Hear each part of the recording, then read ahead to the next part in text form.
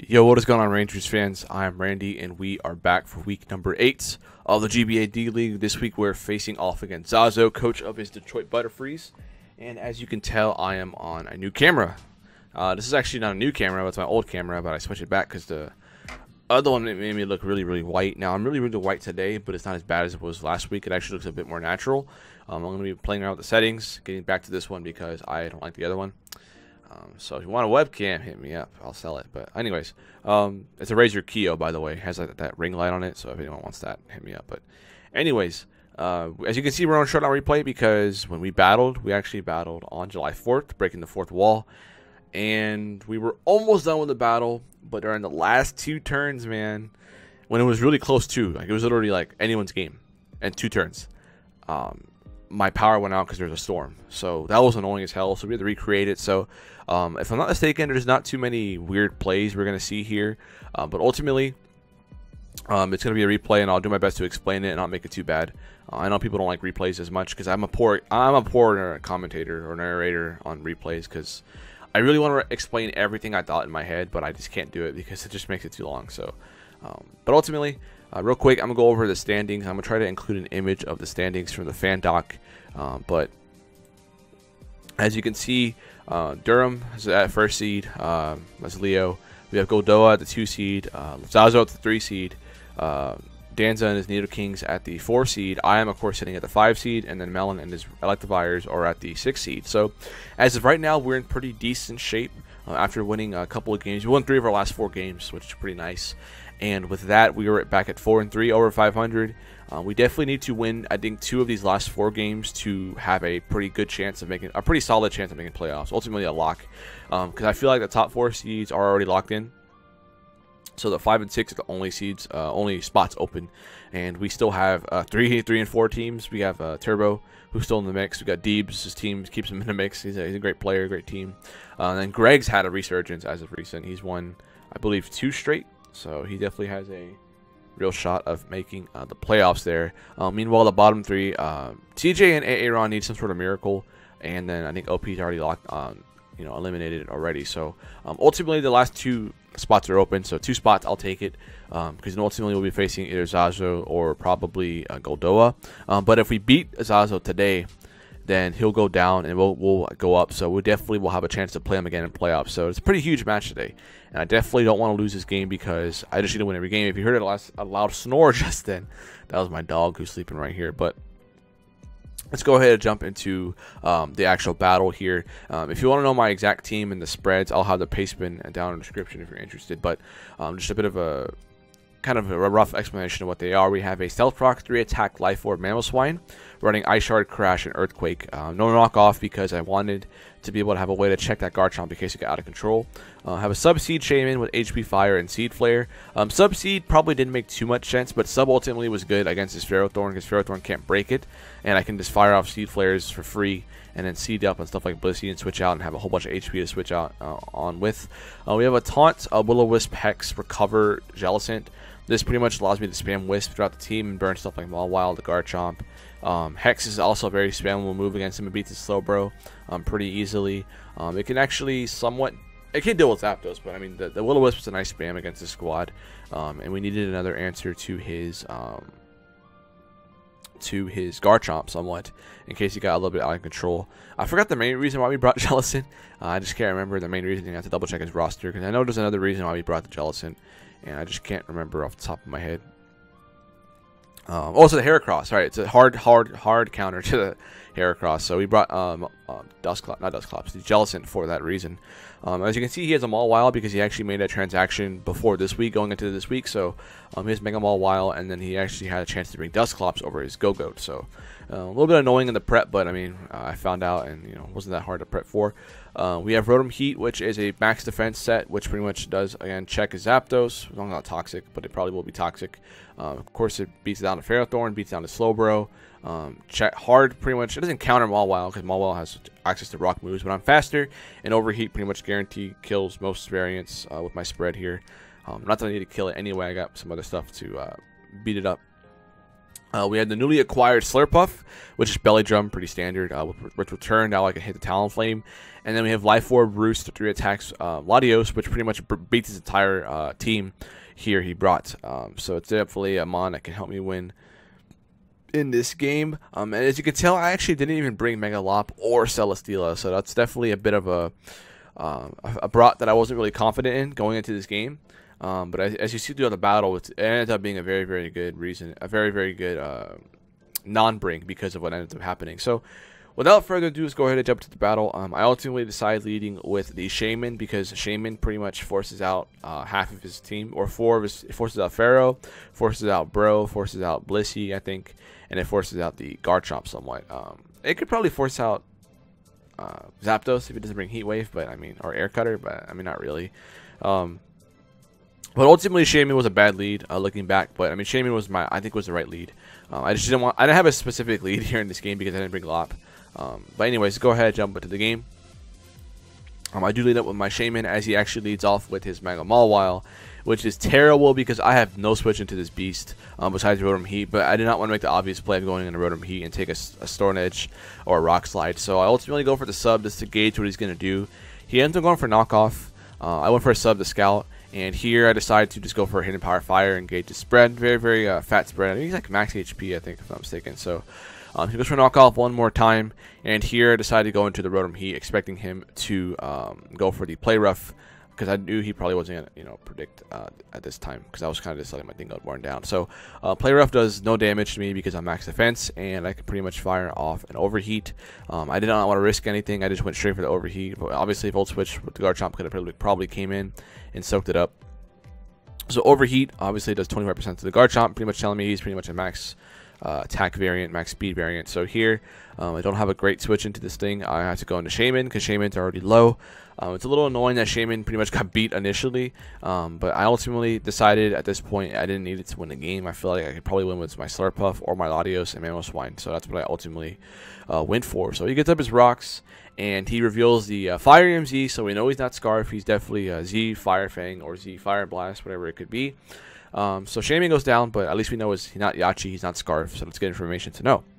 So with this, I can just go into my Mamoswine. My Adamant Ice Shard guarantee kills this thing, and if he goes in the Bro, it's no big deal. So I go for Stealth Rocks here because I expected him to switch, and he went from Draco. I get up my rocks, and this ends up being a very, very huge turn, man, because if I ended up killing the Garchomp here, he had no way to switch into this thing throughout the rest of the game. I mean, he had Bro, but Bro is not, it's not going to be dealing with my Rotom Heat or Latios very well. So that was a huge turn. That was just a huge turn there. And I tried to catch it the next turn as he goes in the Bro. And here I decided to go for Earthquake. I figured he wouldn't go for Slack Off because that kind of, I don't know, I felt like going for Toxic. I thought Toxic was his play here 100% in case I switched out. But he ended up just going for the Scald as I went for Earthquake, and I just kill myself to recoil. And, it's bad. Losing Mamoswine was terrible because Mamoswine just crapped on the rest of his roster, so that was bad. But anyways, I go into Latios here, and I decide to click Psyshock, expecting him to switch out to either Ferrothorn or the Blissey. And Blissey does indeed come in, as you can tell from this Life Orb hit you're about to see. Psyshock does indeed two-shot this Blissey after Rock. So that's very, very nice damage for me. And I almost wanted to click HP Fire this following turn, but I didn't want to risk it because I think Ferrothorn does get killed by it after Life Orb, Psyshock, and Stealth Rock. But I didn't actually calc that. But I go for Psyshock here. Does 21%, telling me he's probably more of a Spadef variant. I actually didn't even calc it. I'm just kind of going by eye. I'm not even sure that I did the calc on it. So don't roast me too bad, guys. I'm just kind of going by eye here. Because this is a recreation. Keep that in mind. So he goes for Protect. So all of this didn't happen in the Wi-Fi battle. All of this happened in the Wi-Fi battle with the exception of the last 2 turns. I'll let you know when it goes out of whack. But Hidden Power Fire on his Protect, definitely scouting what I want to do here to see if I actually do have it, which I, of course, will have it because it hits its entire, pretty much, bring here. So I go for it again. I guess he expected me to switch out there. So he actually does stay in, takes 75%. And then he goes for the Leech Sheet, so pretty obvious. He's got Leech Sheet, Protect, and he probably has a Power Whip and then Gyro Ball if I had to guess. So here, Latios is a huge win con in this game, so I do end up making the play and go for the roost on his expected protect, and it does end up working out because you can see there he does indeed protect. So at this point, I feel a little bad. I lost my Swine. I feel like stupid, but I know that my Slurpuff has a real shot at winning because this thing was the only mon I was concerned about in terms of its item. Because like a max defense, like Chopple, not even max defense, but Chopple Berry was the only stopping Slurpuff. So I know that I can win with Slurpuff here. It's just a matter of what does he have to stop me, and can I set up on Blissey or Slowbro? That was the biggest thing. So I go Random Power Fire one more time as he switches out into his Slowbro, and now I'm pretty much forced to go for Draco Meteor, but I do decide to make a play and go for the Psyshock, expecting something to come back in. But he does stay in and goes for a pretty unexpected turn here. He goes for the Trick. And I'm gonna go to slow because this is really slow. So he goes for Trick. Revealing he actually was Trick Choice Scarf, which is pretty fire on his part, I suppose. But speaking of fire, I do make a fire play and expect the throw to come back in. Go for the HP fire, but I ultimately go for that play because I did not want Malwall to come in and go for like a free sub or a free SD. So that was my play. I felt like, so I figured it worked out. So here, this is the only mon I can set up on. I'm down a lot. Latios, no more life orb. I can't break. I'm going for game. Because Blissey can't stop me from going for Belly Drum. I go for the Belly Drum. I get my berry back. We have the double speed. We have the power to knock out every mon on his team. And he reveals the Toxic as his way of beating the Slurpuff. So here I go for the Drain Punch because I really don't want to predict. I don't want to mess around here. Go for the Drain Punch as he does indeed sack off his Garchomp. I get back to nearly full, but I do lose 13% from the Rough Skin, and then I lose the 12% from the Toxic. So I'm at 71% now. He goes on a Mawile. I clicked the Drain Punch because I don't want to mess around with any predictions here. Although I definitely should have clicked Play Rough on that turn because if I clicked Play Rough, I knock out the Slowbro. And I don't have to waste another turn predicting. So I go for the return here because I have return for Talonflame. Knock out the Bro. And we're going to come back here, man. We have the HP. I think we can knock out at least 2 more mons if I play it right. So he goes into his Mawile. And I do decide to click Drain Punch once again. Because I didn't want to mess around. I figured the HP I was recovering kind of neutralized the Toxic. So I didn't want to mess around with the any sort of predictions there. But I think if I had made the call on his Slowbro first switch, because Mawile was never going to get sacked. Mawile wins the game offensively 100%. So he was definitely just stalling out Toxic to get me in range of a Sucker Punch. But ultimately, I don't think it mattered because I would have still, left the last 2, I think. I think it didn't matter. But if someone wants to do the math, I think it didn't matter, though. If someone wants to do the math, by all means. But I don't think it mattered. So I go into Latios to scout for the Sucker Punch. Definitely should have just went hard Rotom because Blissey wasn't really going to do much to me anyway besides go for a Toxic. But I do go into Rotom here. And this is where we disconnected on this turn. I went for the Overheat. Definitely should have went for Volt Switch. Would have given myself a better chance to win the game. But at this point in the game, it's over because this Blissey does have Toxic. I don't have Sub. I go for Defog. So at this point, we kind of just sped this up. He went for Toxic, and then he pretty much Toxic solves my last 2 mons for the W. So Zazo does indeed take the game 2-0, and a pretty good game. I felt good throughout the game. Obviously, Mamoswine was I felt like that was my biggest blunder of the game, dude, because Mamoswine pretty much 2-hit his entire roster after Rocks, so the entire team he brought. So I felt dumb letting that die early. But ultimately, I still had a chance at the end with Slurpuff. Again, I don't think the not predicting didn't matter too much because when he first went into Mawile, he sacked off the Garchomp. I mean, he sacked Garchomp after I went for Blissey. But he went Mawile and he sacked Bro.